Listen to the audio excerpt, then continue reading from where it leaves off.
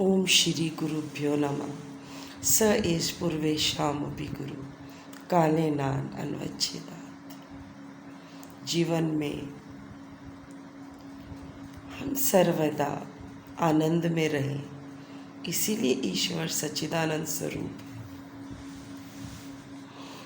हम सदैव आनंद में रह सकते हैं, लेकिन हमें ईश्वर की कुछ आज्ञाओं का, कुछ आदर्शों का, कुछ नियमों का पालन करना चाहिए। ईश्वर के अनुशासन में रहना चाहिए, तो हम सदैव आनंद में रह सकते हैं। जीवन में आनंद का दूसरा पंख योग, और योग का एक भाग तप। ऋषि कहते हैं तपोद्वंद सहनम। गर्मी, सर्दी, धूप, छाँव जो विपरीत है उसको सहना ही तप है। लेकिन मुझे लगता है एक तप और भी है। एक शारीरिक तप है और एक मानसिक तप है। मानसिक तप में है श्री कृष्ण की तरह धर्म धारण करना। मानसिक तप है श्री राम की तरह धर्म की मर्यादा का वहन करना। मानसिक तप है ऋषियों की तरह प्राणी मात्र का कल्याण सोचना। क्या उन्हें दुख नहीं आए होंगे? क्या उनको विपरीत स्वभाव वाले लोग ना मिले होंगे? क्या उनको कष्ट ना आए होंगे? क्या उनसे लोग द्वेष ना करते होंगे? क्या पापियों की तप कमी होगी? लेकिन ऋषियों ने अपना तप, अपना मानसिक संतुलन, अपना मानसिक तप हमेशा रखा, उसका संतुलन बनाए रखा, और वो था प्राणी मात्र का हित सोचना, कल्याण सोचना। मर्यादा पुरुषोत्तम श्री राम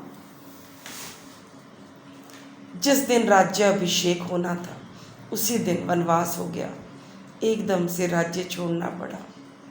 कोई तैयारी नहीं थी, कोई पूर्व तैयारी नहीं थी।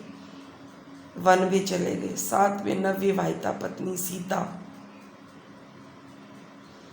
लेकिन फिर भी उन्होंने तप किया।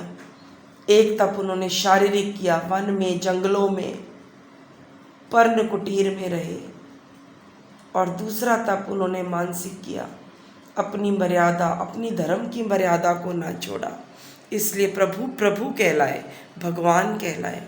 तो हम भी भगवान बन सकते हैं, देवी बन सकते हैं, प्रभु बन सकते हैं। हमें ये विश्वास अपने ऋषियों के नियमों पर रखना ही होगा। श्री कृष्ण के जीवन में उनका जन्म ही कारावास में हुआ, लेकिन जीवन भर उन्होंने मानसिक तप किया एक मधुर मुस्कान का। उनके चेहरे की प्रसन्नता, उनकी मानसिक प्रसन्नता को कभी कोई क्षीण ना कर सका। वो हमेशा निम्नतर कार्य लेते थे। अहम ब्रह्मास्मि जैसी स्थिति को प्राप्त करते हुए भी उन्होंने युद्ध में सारथी का दायित्व निभाया। और भी कई प्रसंग आते हैं जहाँ पर कि वो पत्तले लगा रहे हैं, भोजन करा रहे हैं, यज्ञशाला की सेवा कर रहे हैं। तो उनके जीवन में तप था धर्म का। धर्म क्या है? धर्म के 10 लक्षण हमें बताए जाते हैं।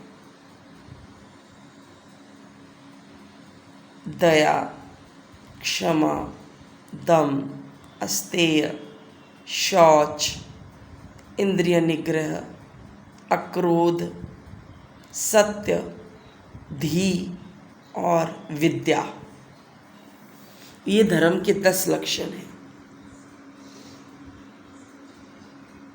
कोई हमारा बुरा सोच रहा है, कोई हमारा बुरा कर रहा है, लेकिन जब तक हम ईश्वर के अनुशासन में हैं, हमारी तरफ ईश्वर का सुरक्षा घेरा है, कोई हमारा बुरा सोच तो सकता है, लेकिन हमें कभी ये विश्वास नहीं करना चाहिए कि कोई हमारा बुरा कर सकता है। उसके और हमारे बीच ईश्वर है। ईश्वर कौन? वो सर्वशक्तिमान, सर्वव्यापक, सर्वरक्षक है। वो चींटी की भी रक्षा करता है, वो हाथी की भी रक्षा करता है और वो हमारी भी रक्षा करता है। इसलिए ईश्वर पर विश्वास रखकर हमें शारीरिक तप में योग, आसन, प्राणायाम तो करना ही चाहिए, लेकिन इसके अतिरिक्त सुबह उठकर हमें मानसिक तप जो है सारा दिन वो करना चाहिए कि जब भी कोई हमारे समक्ष आए हमारी दया समाप्त ना हो जाए, हमारी क्षमा समाप्त ना हो जाए, हमारे मन का संतुलन ना समाप्त हो जाए, हमारे इंद्रियों के ऊपर हमारा संयम ना समाप्त हो जाए। ओम तत्सत।